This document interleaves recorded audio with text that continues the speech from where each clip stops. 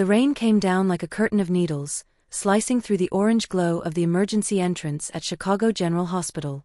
Inside, fluorescent lights buzzed, monitors beeped, and the scent of antiseptic clung to the back of Emma Carter's throat like a second skin. She was 27, exhausted, and 5 hours past the end of a shift that had already been 12 hours too long. Chaos was routine in the ER, but tonight had crossed a line. A 70-car pileup on the Dan Ryan had turned the hospital into a war zone. Stretchers filled every hallway, staff shouted over alarms, and the trauma bay resembled something out of a battlefield documentary. Emma hadn't had a proper meal in 16 hours. Her scrubs were soaked with sweat and someone else's blood, and her last ounce of energy was running on fumes. She rubbed her temples as she approached the central station. Her hair, once neatly tied back, had come undone in wild strands that clung to her damp face. "Carter," a voice called out behind her. She turned. Dr. Lin, her supervising physician, handed her a clipboard without looking up from his tablet. Room 714. Auto-accident victime. Stable. Just needs vitals and post-op observation. Copy, Emma muttered, trying to force clarity into her sleep-deprived brain. Patient name. Dr. Lin was already walking away. Private client. No name. You'll know when you get there. That wasn't unusual. Chicago had its share of wealthy people who paid for discretion. Private rooms, private billing, no questions asked. Emma walked down the south corridor, her shoes squeaking against the sterile tile floor. The hallway was dimmer than the others, a quiet wing reserved for VIPs or high-risk patients under protective custody. She passed 2 closed doors, then found 714. The door was ajar. She knocked twice. Mr. or Ms. Patient, she called softly. I'm Nurse Carter. I'm here to check your vitals. No response. She pushed the door open, and immediately knew something was wrong. The room was dark except for the soft blue glow of heart monitors and an overhead surgical lamp. 2 men stood inside, dressed in black suits and tactical earpieces. Their expressions were flat, unreadable. One glanced at her but didn't speak. The other didn't move at all. On the bed lay a man, awake, alert, and staring straight at her. His presence hit her like a physical force. He was too handsome, but not in a polished Hollywood way. His dark hair was tousled, face angular and pale under the overhead light. A white bandage wrapped around his left shoulder. His body was tense, lean muscle coiled under the hospital gown like a predator mid-prowl. His eyes were the thing that froze her. Storm gray. Sharp. Calculating. Watching her like she was a threat. Or a puzzle. I asked for a doctor, he said, voice low and smooth with a hint of something foreign. Italian? Eastern European? Emma straightened, willing her voice not to tremble. I'm a nurse. Fully licensed. Dr. Lin sent me to monitor your vitals and wound care. One of the suited men shifted his stance subtly. Emma's eyes flicked to his jacket, just enough movement to spot the outline of a shoulder holster. Armed Security. In a hospital. She swallowed hard but didn't back down. I don't need someone tired and distracted, the man in the bed said, eyeing her. How long have you been on shift? Emma took a step forward, more irritated than afraid now. Long enough to know how to do my job without sarcasm. The man's mouth curved, just slightly. Not a smile. Something more dangereux. Leave us, he said without raising his voice. For a moment, she thought he meant her. But the suited men hesitated, exchanged glances. Sir, protocol, one began. I said leave us, he repeated quietly. They obeyed. The door closed with a click. And suddenly Emma was alone with a man who clearly wasn't used to being told no. She hesitated, her nurse instincts battling against every signal in her nervous system screaming this is not normal. I need to check the wound, she said finally, stepping closer to the bed. Shoulder injury, right? Gunshot, he said calmly, as if talking about the weather. Emma blinked. Excuse me. I was shot. You can say it. She peeled back the dressing. The wound had been cleaned, sutured professionally. No sign of inflammation. Whoever had treated him knew what they were doing, and it hadn't been someone from Chicago General. This wasn't done here, she said aloud, before she could stop herself. No, he said. My people are very efficient. And discreet. He tilted his head. As I expect you to be. She replaced the bandage, hands steady despite the tension coiling in her gut. What's your name? He asked. Emma. Emma what? She hesitated. Carter. Emma Carter, he repeated, almost tasting the name. No husband. No children. One younger sister. Student. Maya? Her blood ran cold. How do you know that? He didn't answer. Instead, he leaned forward slightly, just enough to make her step back. Wrong room, Miss Carter, he murmured.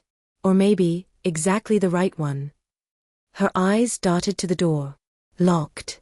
I need to get back to my rounds. No, he said, voice calm but final. You need to sit down. Because from this moment forward, your life no longer belongs to you. Emma froze.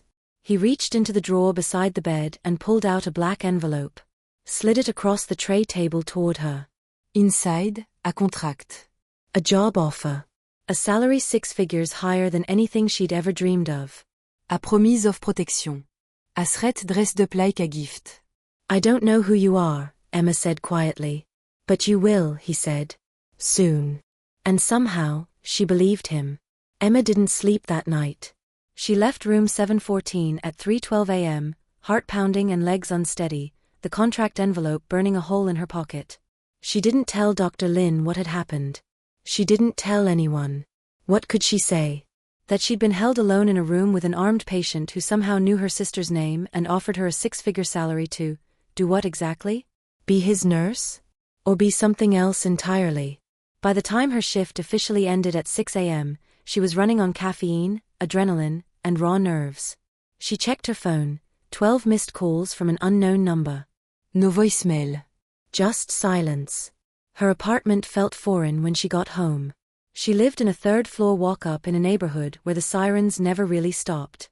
The heat barely worked, the fridge was empty, and she hadn't seen her sister Maya in 2 weeks. Maya was staying on campus for her final year at Northwestern Med School. Emma was paying for it, sacrificing sleep, food, and her sanity to keep her sister's dreams alive. She tossed her keys on the counter and pulled out the envelope. The contract inside was printed on heavy, expensive paper, black letterhead, gold ink. It read like a fantasy. 62 ans à monte. Signing bonus. Immediate debt relief. Full tuition covered for Maya. Private housing, full security, and a clause that screamed danger louder than anything else. Employee agrees to provide exclusive medical services to Mr. Damien Moretti and associated personnel with absolute discretion. Breach of confidentiality will be considered a breach of contract and of trust. Breach of trust may result in immediate termination. Nos définitions of termination. She was still staring at it when someone knocked on her door. Not a polite knock. A measured one. Soft, but firm. As if the person on the other side already knew she was inside. Emma froze. She crept toward the peephole and looked through. 2 men in black suits stood on her doormat. One held a manila envelope. The other stood back with his hands clasped in front of him. The same kind of men who had stood guard in room 714. Her stomach flipped. Before she could speak, the Taliwan said through the door, Miss Carter. Mr. Moretti has sent a car. He'd like to speak with you over breakfast. I haven't agreed to anything, she called back, voice thin. The man didn't raise his tone. Of course not. This is simply a conversation. She considered not answering. Calling the police. Running. But the words from the hospital came back to her. From this moment forward, your life no longer belongs to you. Emma opened the door, but kept the chain latch engaged. The man offered her the manila envelope. Your revised employment offer. Inside was a letter stating that her student loans had already been cleared. A tuition payment had been sent to Northwestern. A direct deposit of $25,000 had been made to her checking account, as a show of good faith. Her hands trembled. How do you know my bank information? She whispered. Monsieur Moretti, valut préparation. She didn't get dressed because she trusted them. She got dressed because she had no other choice. The car waiting downstairs was a black Mercedes, the kind she only saw in movies. The interior smelled like leather and power. Damien Moretti sat in the back seat, dressed in a charcoal suit, clean-shaven, no sign of the wound she'd bandaged less than 24 hours ago. He looked at her as she slid into the seat beside him, his gray eyes taking her in like a scan. "Did you sleep?" he asked. She folded her hands in her lap. "Why are you doing this?" He poured coffee into fine china cups from a silver thermos and handed her one. "Because I need someone I can trust. And you came into my life exactly when I needed you to." Emma stared at him. "You can't just buy people." "Can't I?" he said, tilting his head. "What is employment, if not a transaction of loyalty for security?" "You threatened me." "I gave you a choice." "No," she said. "You gave me an illusion of choice." He didn't argue. Instead, he looked out the window as the car turned away from the city, toward the lakefront and a long gated driveway she didn't recognize. "I know you're scared," he said. "But I also know you're tired of being powerless. Of watching other people make the rules. I'm offering you a place where your skills are respected, your work rewarded, and your sister's future protected." Emma said nothing. Because he wasn't wrong. She'd sacrificed everything for Maya. And still, it never felt like enough. The car passed through iron gates that whispered open at their approach. The estate beyond them was massive, stone and glass architecture, nestled among trees and silence. A place that reeked of old money and secrets. The car stopped under a covered portico. A woman in her 50s met them at the entrance, dressed in a sleek, dark uniform. "This is Ms. Delaney," Damien said. "House director. She'll show you to your quarters." Emma hesitated. "You're free to leave any time," Damien said, stepping out of the car. "But I suggest you see what you're walking away from before you decide." The hallway was lined with art Emma couldn't name but instinctively knew was real. Picasso, Monet, something Italian. Ms. Delaney led her through a corridor that opened into a private guest wing. "Your clothes have been delivered," the woman said. "Medical scrubs are stocked in the treatment wing. You'll find a fully equipped pharmacy, surgical station, and diagnostic lab on the lower floor." Emma blinked. "I thought I was just providing basic care." Ms. Delaney's eyes were kind, but unreadable. "You'll find the job evolves, Miss Carter. Mr. Moretti adapts quickly. So should his people." Alone in her private suite, Emma finally let the truth settle over her.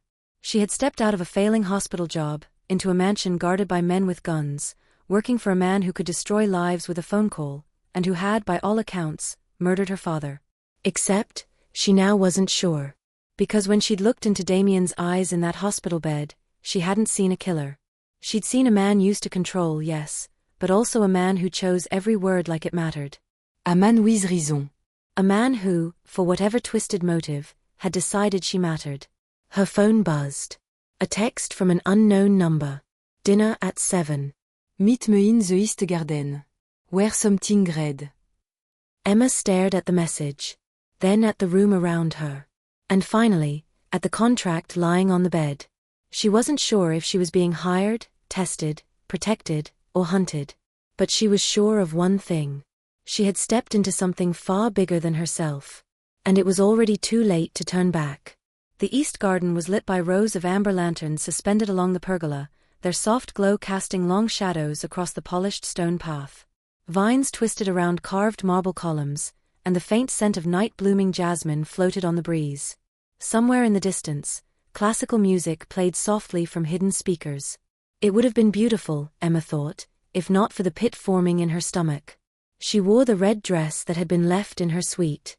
It fit perfectly. Not off the rack, tailored. Someone had taken her measurements, her preferences, her silhouette, without her knowledge.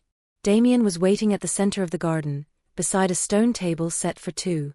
He wore black this time, a simple suit without a tie, and when he looked up at her, his expression was unreadable.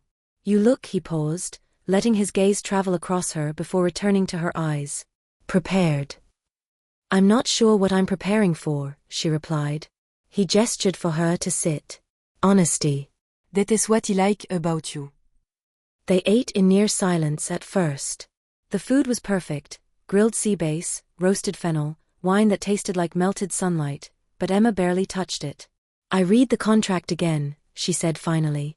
You've already deposited money into my account. Cleared my student debt. Paid Maya's tuition.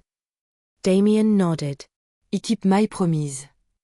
You didn't wait for my consent. You didn't say no. Emma looked at him hard. Why me? He swirled the wine in his glass. Because I need someone who isn't part of my world, but who can survive inside it. You're smart, precise, loyal to a fault. You don't scare easily. You also walk into dangerous places and try to fix broken people. That's rare. You mean you walked into the wrong room? He smiled faintly.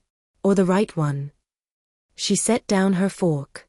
What did you do to my father? The smile vanished. Damien leaned back in his chair, his fingers steepled under his chin. You found the file. I did. Then you know he betrayed 4 families. Sol d'information. En danger lives. Including your own. You had him killed. I didn't, he said quietly. Emma froze. Damien looked directly at her. Your father isn't dead. He's alive. And under my protection. Her breath caught in her chest. You expect me to believe that? I expect you to understand what that means. Emma stood. Take me to him. Damien didn't move. He's not the man you remember. I don't care. You should. Silence stretched between them. Finally, he rose and gestured for her to follow.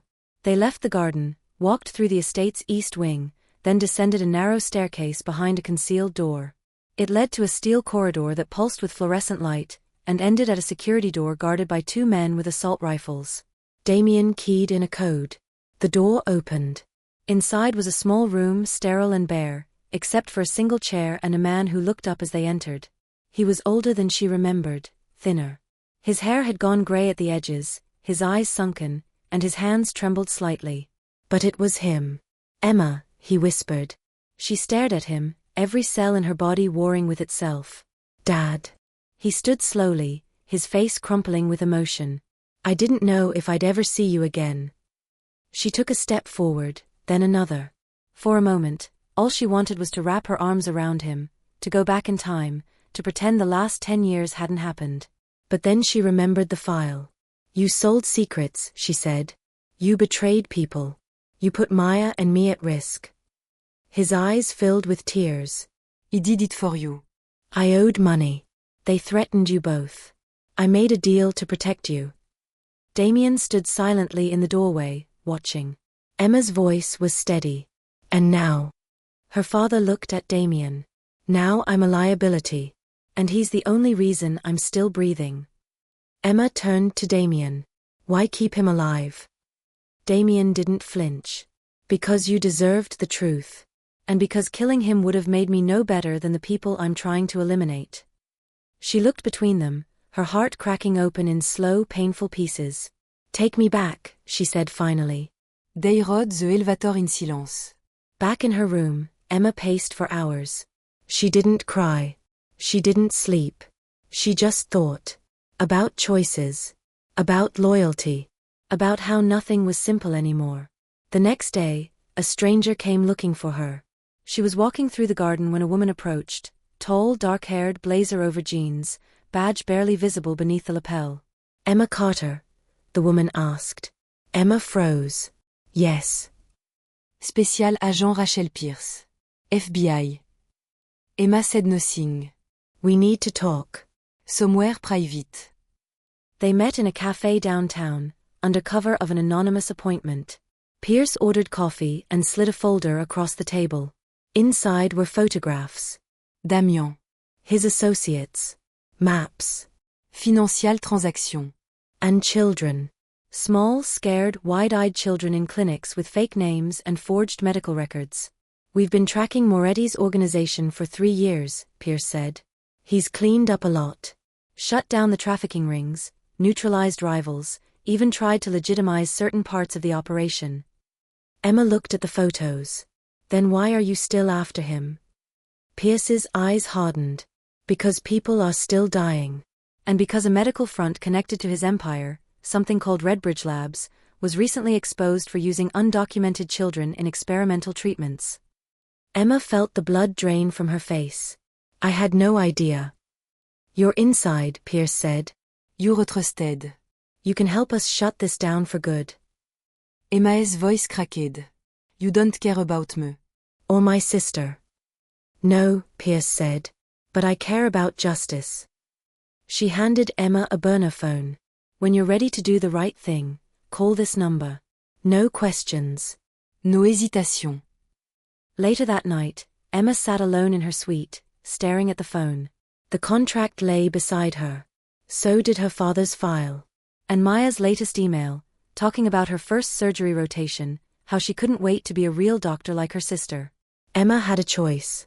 And no matter what she picked, someone would bleed. Vincent Russo's hands trembled as he poured whiskey into a crystal glass. It was the first time Emma had seen him without his usual calm, polished demeanor. The scar along his jaw twitched when he clenched his teeth, barely containing whatever storm was unraveling inside him. He looked up. They have my wife. And my son. Emma stood across from him in the estate security wing, still dressed in her scrubs from rounds, still trying to process what he had just said. Who? She asked. Volkov's people. Russian mafia. They grabbed her 2 nights ago. Sent me a message through one of our dead drops. No blood. No police.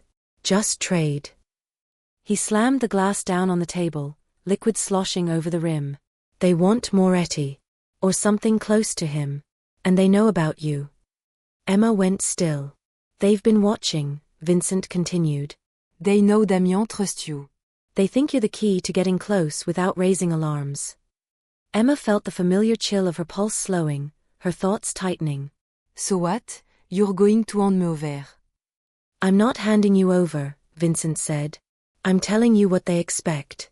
And I'm asking you to help me flip it. She stared at him. You already betrayed him once. You've been feeding intel.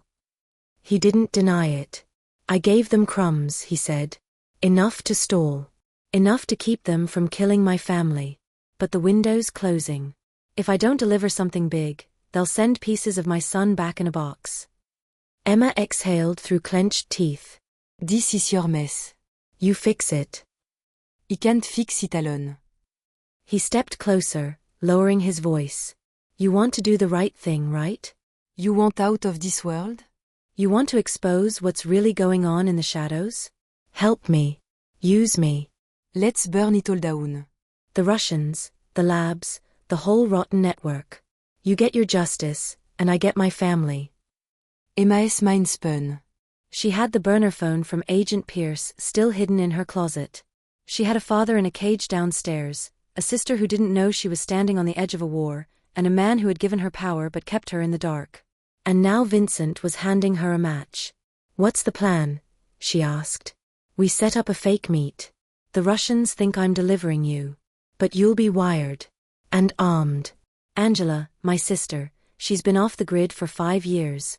She used to work NSA cyberops. She'll run point, monitor feeds, trigger backup. If it goes right, we extract my family and trap Volkov. And if it goes wrong? They kill all of us. Emma didn't sleep that night. Again. At dawn, she texted Agent Pierce, one chance. No backup unless I say. The reply came instantly, understood. Burn it from the inside. The meeting was set for midnight at an abandoned textile warehouse along the river. A place where sound didn't carry and security cameras had been offline for years. Emma dressed in black, her hair pinned back, the comms wire taped along her collarbone, barely visible under the high neckline. Angela met her in a van 3 blocks away, a sharp-eyed woman with cropped hair, fingers flying across 3 keyboards as she tapped into city grids. You ever shot someone before? Angela asked, not unkindly. No. Angela handed her a sleek, matte black handgun. You might tonight. Vincent arrived at the warehouse at 11:58. Emma followed 60 seconds later, wrists zip-tied for show, mouth dry. Nikolai Volkov was already inside, surrounded by 6 armed men. He looked exactly like Emma had imagined, broad, ruthless, dead-eyed. He smiled when he saw her. So this is the nurse, he said, voice like gravel. Moretti est Angèle. He stepped closer, brushing a strand of hair from her face. She flinched. You don't belong in this world, he said. But you will. Soon. He turned to Vincent. You did well. Nausho me jure loyal. A gun was handed to Vincent. Emma's heart seized.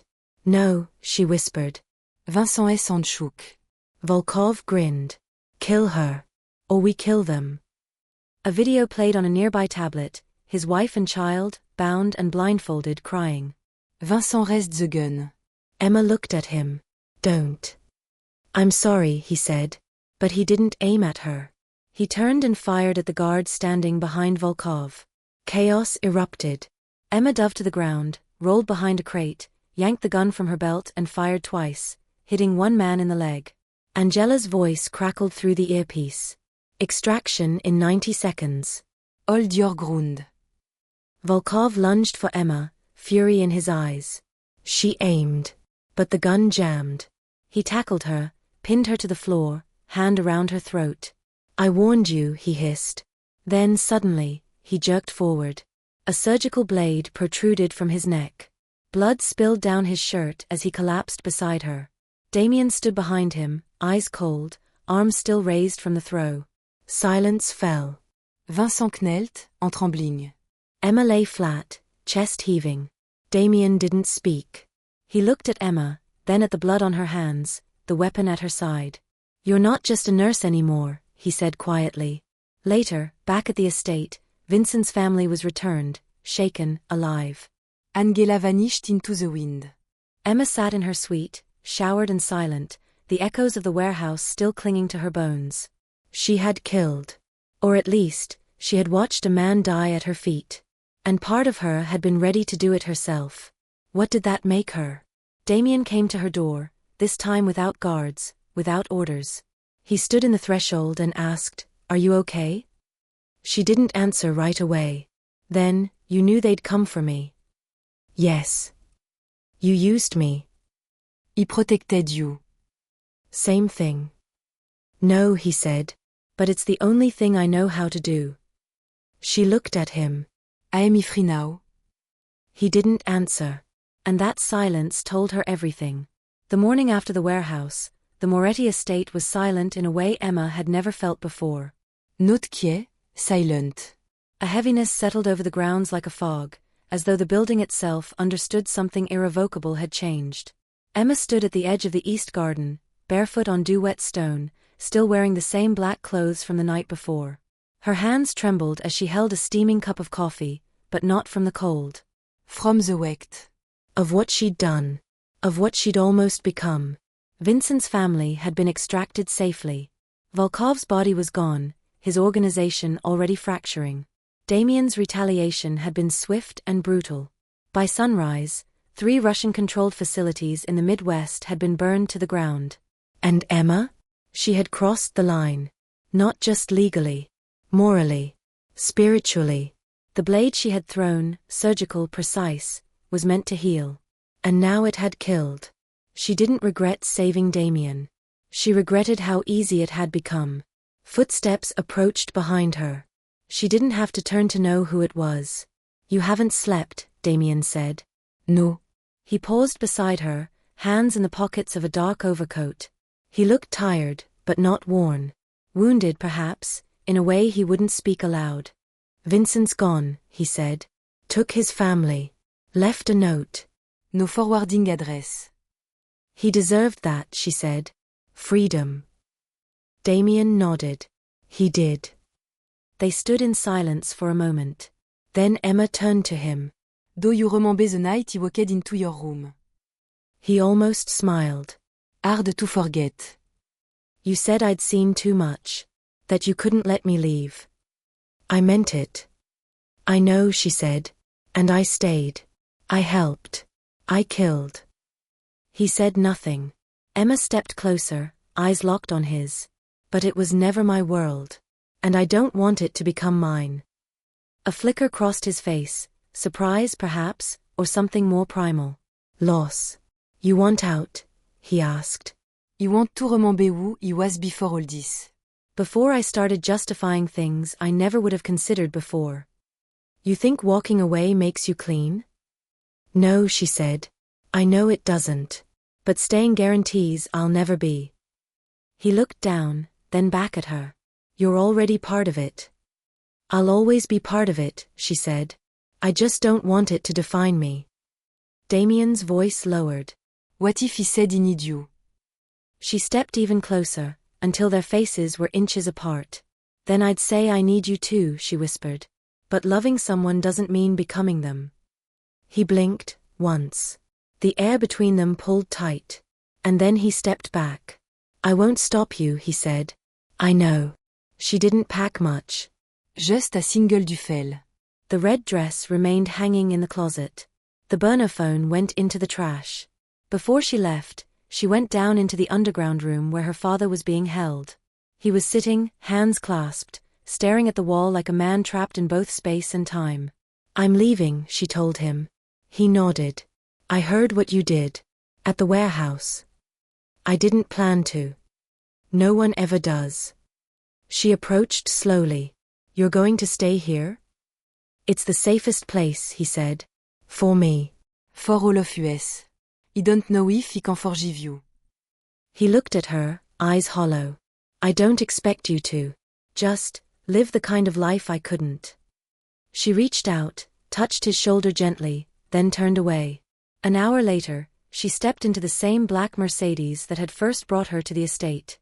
Only this time, she was the one giving the directions. Downtown.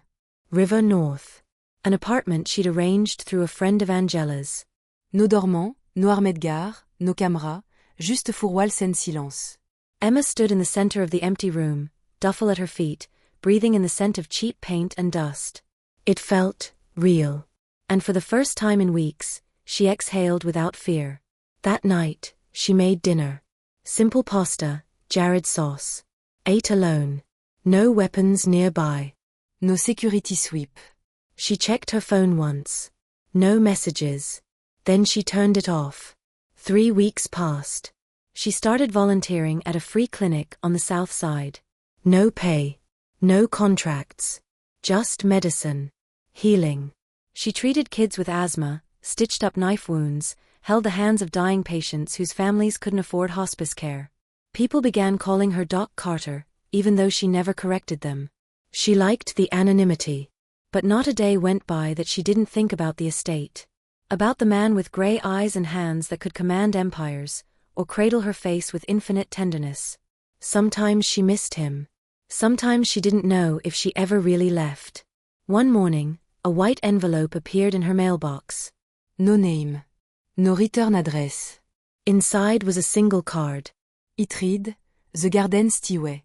Come back when you're ready. No guard this time. There was no signature. She held the card for a long time, then placed it in a drawer, and walked out the door to catch the morning bus to the clinic. That night, she slept deeply. Not because the past was gone, but because, for the first time, she'd chosen her future.